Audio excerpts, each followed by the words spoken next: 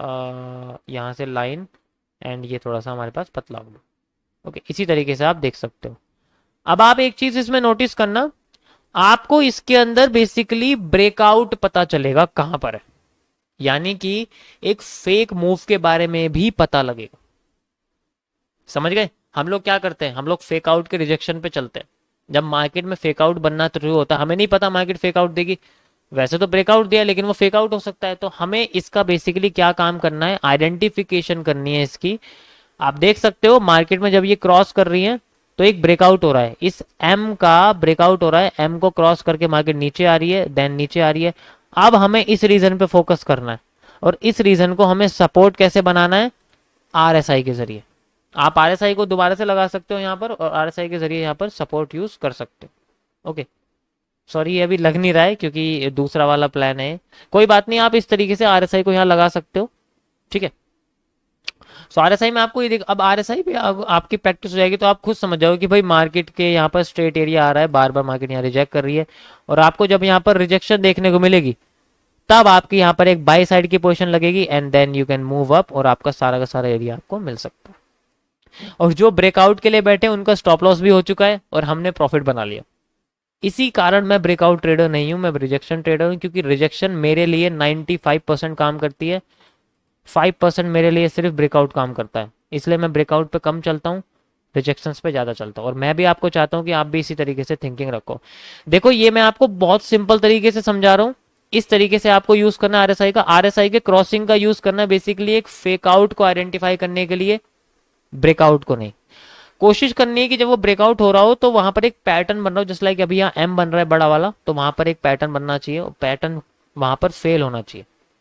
Okay guys, next हम आगे चलते हैं। आप देख सकते हो यहाँ पर दोबारा से मार्केट के अंदर एक जो है पैटर्न टाइप बन रहा है, यहाँ कई सारे आ रहे हैं तो यहाँ तो नहीं पता लगेगा आपको इतनी आसानी से।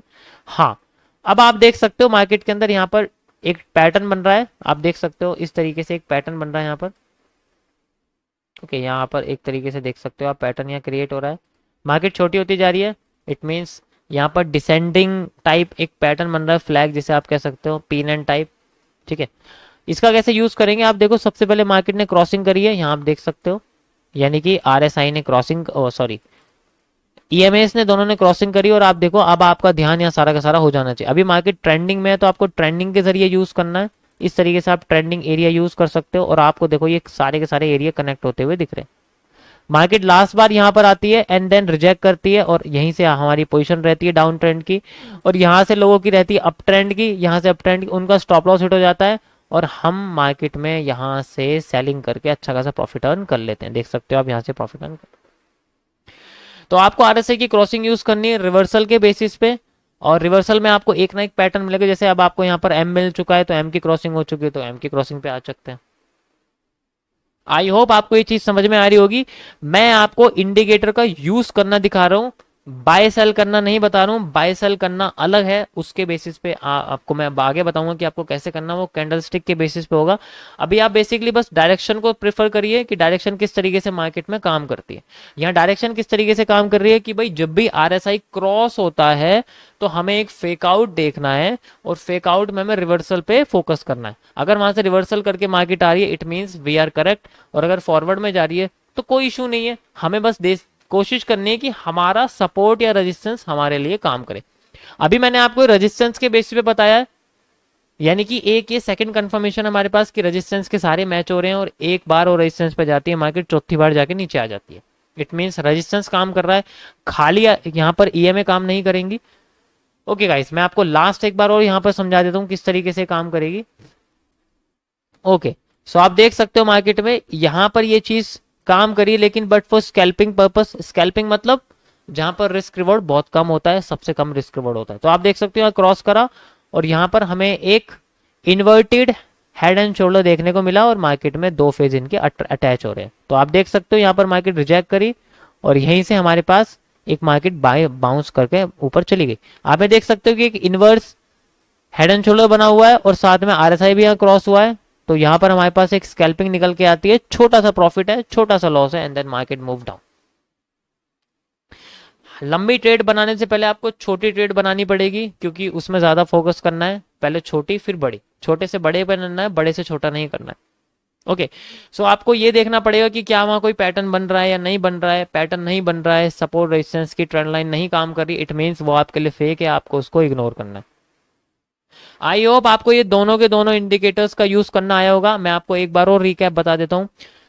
आरएसआई का आपको यूज करना है support resistance, major support resistance, minor support resistance, trending support resistance and straight support resistance के लिए यूज कर। ईएमए को आपको यूज करना है उन्हीं सपोर्ट रेजिस्टेंस पे बने हुए रिजेक्शंस को फाइंड आउट करने के लिए कि मे बी वहां से फेक आउट कहां से बनना शुरू, यानी कि हम किस जगह से ये चीज स्टार्ट कर सकते हैं सपोर्ट और रेजिस्टेंस ड्रॉ करना, तो वहां से आपको ये चीज पता लग सकती है। इसके बाद आपको एक्टिव कहां रहना मार्केट में, उसके लिए आप 180 ईएमए का यूज कर सकते हो। एग्जैक्ट 180 ईएमए का यूज करना, उससे कम और उससे ज्यादा मत करना। और ईएमए अगर आपकी नीचे है और आपकी मार्केट ऊपर है, इट मींस आपको मार्केट में एक्टिव रहना है और आपको सपोर्ट ड्रॉ करना शुरू कर देना। रजिस्टेंस नहीं ड्रॉ करना है शुरुआत में, सपोर्ट ड्रॉ करना शुरू कर देना और सपोर्ट ड्रॉ कर करके अपनी अपनी एक्यूरेसी को इंक्रीज करना है। इसी तरीके से आपको अपनी एक्यूरेसी को इंक्रीज करना है। जो चार्ट बन चुका है उस पे काम करना है। अभी जो चार्ट बन रहा है लाइव पे बिल्कुल मत काम करना। बैक टेस्टिंग के लिए आपको क्या करना है, चार्ट जो बन चुका है उसी पे, जो ग्राफ बन चुका है उसी पे काम करना शुरू करो, फिर ग्राफ को हाइड करो, फिर बैक टेस्टिंग के लिए जरूर करो, धीरे धीरे करके करो, फिर आप लाइव मार्केट में बैठो। 3 महीने तक लाइव मार्केट में मत बैठो, मेरी बात मानो तो लाइव मार्केट में बिल्कुल मत बैठना 3 महीने तक। स्टार्टिंग में आप जो मार्केट बन चुकी है उसी को अपने दिमाग में उतारने की कोशिश करो, याद करो वो कैसे काम करती है, फिर आगे प्रिडिक्ट करना स्टार्ट करना। अभी आपको प्रिडिक्शन पे नहीं जाना है, प्रिडिक्शन तब स्टार्ट करनी है जब आपको नॉलेज हो। एक बात मुझे बताओ, अगर मैं आपसे कह दूं कि पत्तों की दुनिया में के बाद क्वीन आ सकती है या जोकर आ सकता है, अब आपको यही नहीं पता क्वीन जोकर क्या होते हैं, अब आपको यही नहीं पता एस क्या होता है, तो प्रोबेबिलिटी किसकी बताओगे? मैंने बोला क्वीन और जोकर आ सकते हैं, आ गया एस, अब कहोगे ये एस क्या होता है।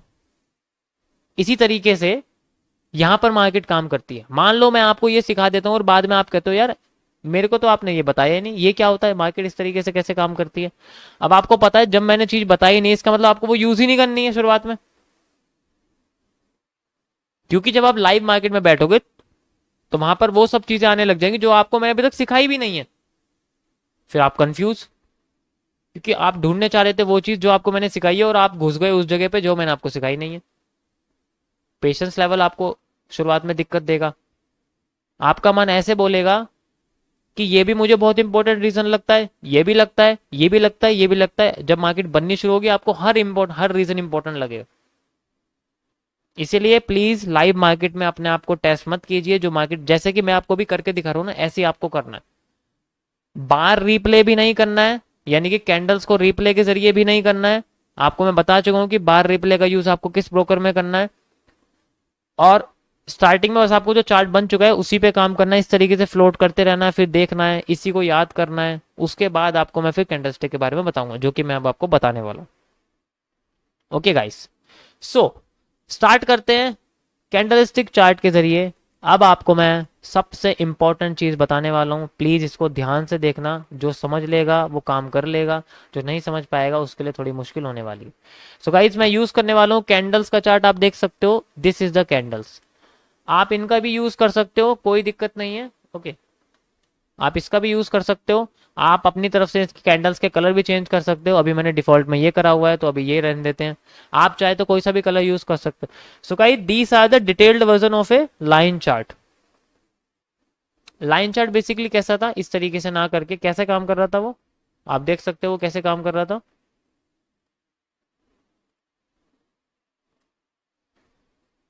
यहां पर हम गए और यहां आप देख सकते हो, मैं लाइन चार्ट को हाईलाइट कर देता हूं और यहां से भी। अभी देखो आपने ये हिस्सा अगर आप देखोगे यहाँ पर, तो यहाँ पर आपको क्या दिख रहा है, सिंपल एक वी टाइप दिख रहा है। लेकिन अगर मैं यही चीज आपको कैंडलस्टिक में समझा तो आपको इसको थोड़ा सा डिटेल में समझ में आएगा कि डिटेल में यहाँ क्या हो रहा है, क्या हो रहा है डिटेल में।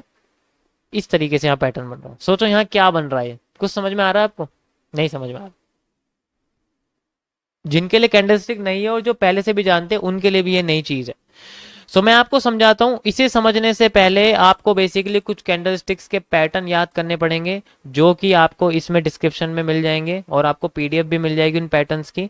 ठीक है, तो अब मैं आपको समझाता हूं कि इस चार्ट को कैसे यूज करना है और किस तरीके से आप इसके जरिए अपने मूव को एक्यूरेट कर सकते हो, अपनी ट्रेंड लाइन को और एक्यूरेट ड्रॉ कर सकते हो।